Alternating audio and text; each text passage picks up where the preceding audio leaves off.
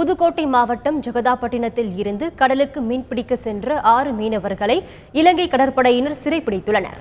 ஜெகதாப்பட்டினத்தில் இருந்து 168 விசைப்படகுகளில் 800க்கும் மேற்பட்ட மீனவர்கள் நேற்று மீன்பிடிக்க சென்றனர்.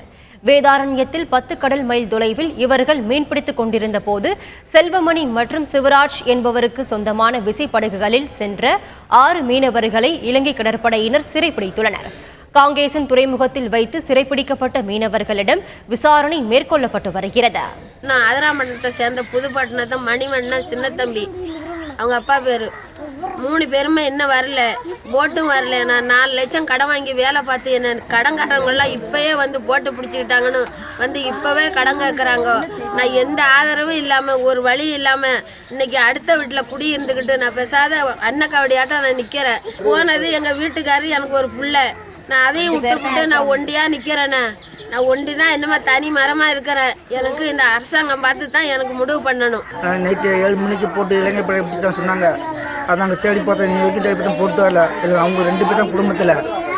அப்பனும் மகனும் 2 பேர் போயிட்டாங்க. போட்டு போன ஆள் ஒரு ஆள், தனி ஆள் போயிருந்தார், அவரும் வரல. அவங்க குடும்பத்துக்கு அரசாங்கம் பார்த்தா முடிவு பண்ணணுங்க.